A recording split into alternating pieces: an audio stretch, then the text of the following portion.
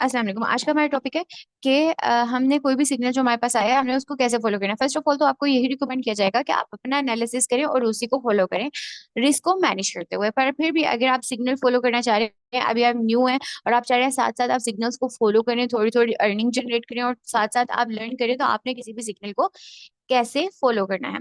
तो सबसे पहले अगर फॉर एग्जांपल हमारे पास सिग्नल आया है बाय का सिग्नल, ठीक है, इस तरह हमारे पास दो जोन अगर दिए गए हैं, अगर तो एक जोन दिया गया है तो ऑब्वियसली हमने उसी को ही फॉलो करना है। अगर फॉर एग्जांपल हमारे पास दो जोन दिए गए हैं तो हमने उसको कैसे फॉलो करना है। जैसे एक जोन दिया गया उसके ऊपर लिखा गया हाई रिस्क, इसका मतलब है कि इस जोन में रिस्क है कि मार्केट यहाँ से फॉर एग्जांपल जो है हमारा जो सपोर्ट एरिया होता है, ठीक है, जो हमारा सपोर्ट एरिया होता है या जो हमारा डिमांड एरिया होता है, ठीक है, हम जो होता है डिमांड एरिया उसी से ही बाय करते हैं, ठीक है। अगर हमारे पास कोई भी जोन है जो हमें लग रहा है कि मार्केट इस पे काफी दफा टच करके जा चुकी है वापस, तो हो सकता है ये वाला जो हमारे पास सपोर्ट एरिया है ये ब्रेक हो जाए, ठीक है।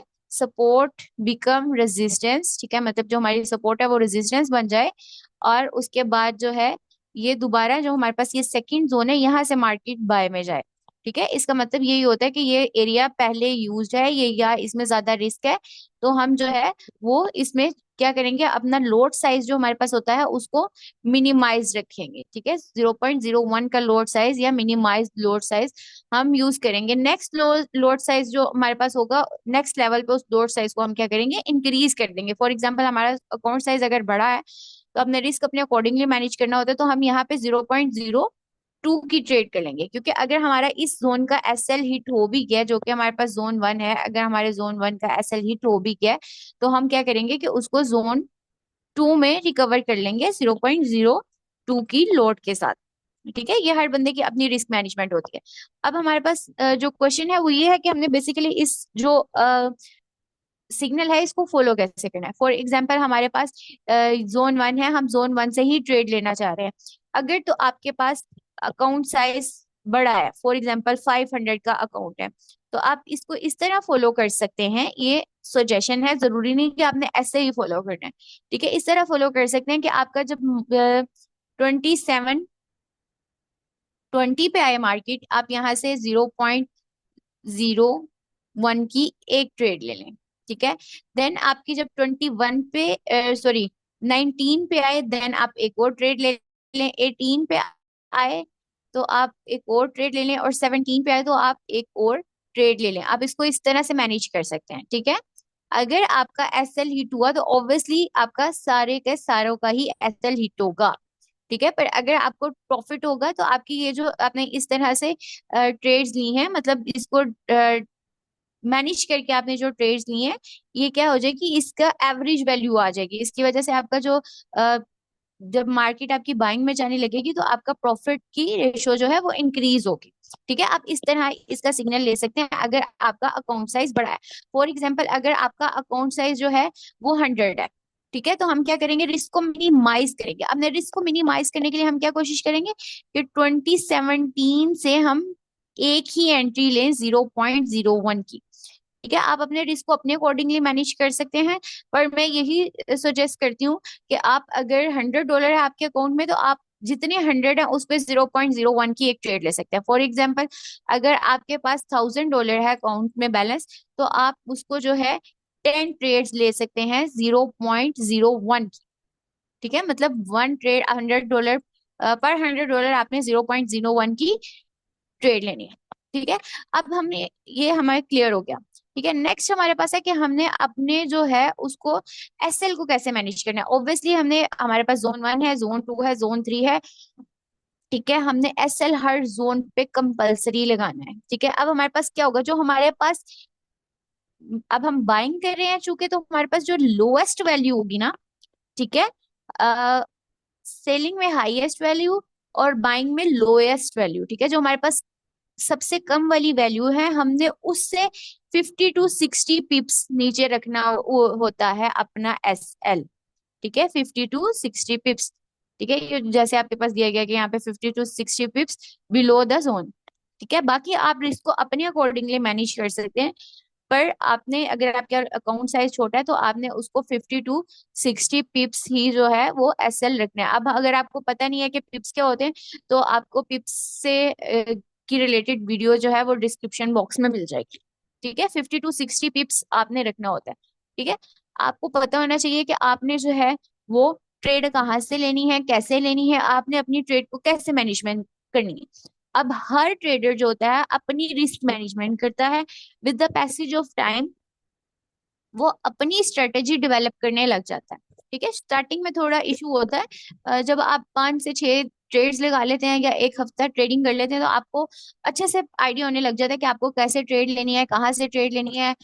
इवन आपको मार्केट का भी जो है थोड़ा बहुत आइडिया होने लग जाता है। ठीक है, मैं तो आपको ये सजेस्ट करूंगी कि आप साथ साथ लर्न करें और साथ साथ अर्न करें। ठीक है, अब हमारे पास जो जोन 2 है, यहाँ पे ले लिए हमने यहाँ तक ट्रेड जोन 1 पे। फॉर एग्जाम्पल हमारा जोन 1 जो है वो कैंसिल हो गया। ठीक है, उस उससे जो है वो हमारी ट्रेड सपोर्ट थी जहां से हमने बाइंग की थी वो रेजिस्टेंस में कन्वर्ट होगी। तो अब हमने सेकंड एंट्री कैसे लेनी है? अब जो हमारे पास सेकंड एंट्री होगी वो हमने लेनी है जोन 2 से। ठीक है, जोन 2 से भी इस तरह कि आपने डिवर्सिफाई कर लेना है अपनी ट्रेड्स को। अगर आपका अकाउंट साइज बड़ा है और अगर आपका अकाउंट साइज छोटा है तो आपने कोशिश करनी है कि सिर्फ 2700 से ही आप जो है वो ट्रेड में एंटर हो। ठीक है, और SL same as it is 50 to 60। और इसी तरह जो आपका टीपी होता है, टेक प्रॉफिट होता है, अगर आपको एसएल और टीपी के बारे में आइडिया नहीं है तो वो वाली वीडियो भी आपको डिस्क्रिप्शन बॉक्स में मिल जाएगी। ठीक है, तो आपका जो टीपी है वो भी आपने खुद से मैनेज करना होता है, आपका जो एसएल होता है वो भी आपने खुद से मैनेज करना होता है। ठीक है, जो जितना एसएल होता है उससे उतना ही टीपी रखते हैं। अगर फॉर एग्जाम्पल 1:2 रखते हैं मोस्टली, तो मोस्टली ट्रेडर्स क्या करते हैं 1:2 की रखते हैं कि 1 रेशियो जो है वो लॉस हो। और उससे अगर जो हमने फॉर एग्जाम्पल एक ट्रेड ली है 5 पे, ठीक है, उसका जो एसएल है वो आ रहा है 4 पे। ठीक है, ये इसका एसएल है फॉर एग्जाम्पल। यहाँ से कर क्या कर लिया हमने बाय। तो जो हमारा ट्रेड होनी चाहिए वो 2 रेशियो होनी चाहिए, मतलब 6 भी नहीं 7।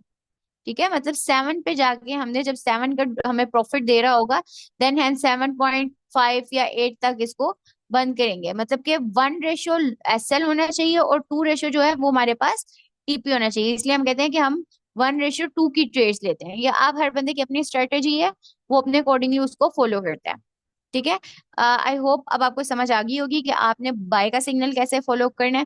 अब आपको किसी से भी पूछने की जरूरत पेश नहीं आएगी कि एसएल कहाँ लगाना है, टीपी कहाँ लगाना है, बाइंग कैसे करनी है। ठीक है, अब आपको पता होना चाहिए। ठीक है, अब हमारे पास बाय है, ये चीज आपने याद रखनी है। बाय हमेशा हमारे पास जो होता है वो डिमांड जोन से होता है। जो हमारे पास मार्केट होती है वो सपोर्ट पे होती है, वहां से ही हम बाय करते हैं। ठीक है, जब हमारे पास किसी चीज की डिमांड ज्यादा होती है तो हमें पता होता है कि अब इसने कहाँ जाना है। अब अगर फॉर एग्जांपल यहाँ पर डिमांड है और हम क्या हमें पता होगा मार्केट यहाँ पर डिमांड है, मार्केट क्या करेगी अपवर्ड जाएगी यहाँ से। ठीक है, तो बाय का मतलब ही यही होता है। बाय एरिया, सपोर्ट एरिया या डिमांड एरिया हमारे पास जो है वो यही यही होगा जहां से मार्केट क्या करेगी अपवर्ड मूव करेगी। तो इसलिए हमारा जो एसएल होगा वो क्या होगा, हमेशा बाय से नीचे। क्योंकि अगर अब फॉर एग्जांपल हमने कोई चीज खरीद ली है और उसकी वैल्यू गिर जाएगी तो हमें नुकसान होगा ना। तो एसएल क्या है, स्टॉप लॉस। स्टॉप लॉस क्या होता है कि हम इतना जो नुकसान है वो बर्दाश्त कर सकते हैं, इससे ज्यादा बर्दाश्त नहीं कर सकते। ये आप अपने अकॉर्डिंगली उसको सेट करते हैं।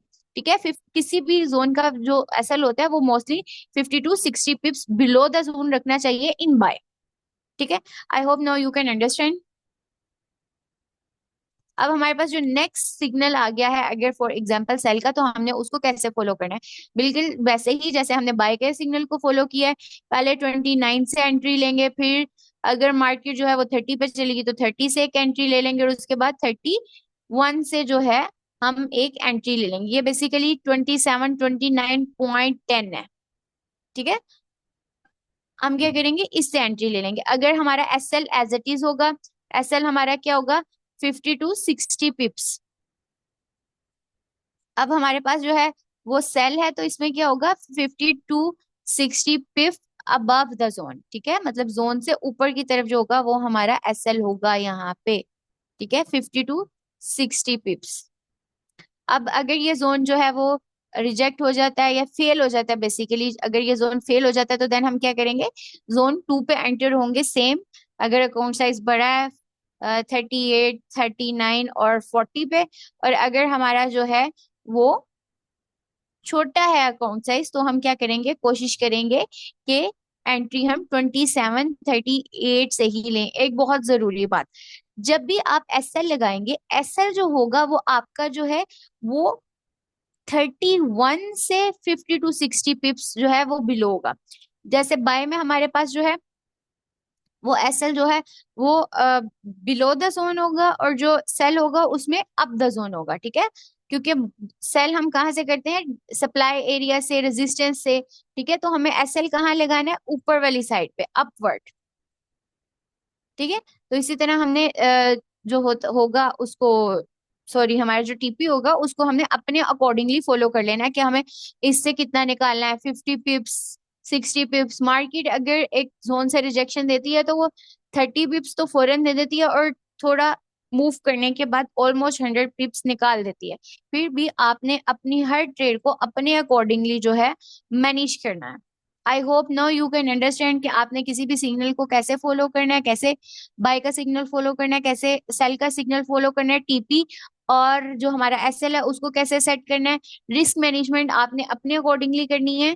फिर भी इंशाल्लाह इंशाल्लाह इंशाल्लाह ताला नेक्स्ट वीडियो में मैं आपको रिस्क मैनेजमेंट पे प्रॉपर एक लेक्चर प्रोवाइड करूंगी, ताकि आप लोग अपने रिस्क को मिनिमाइज कर सके। Thank you so much.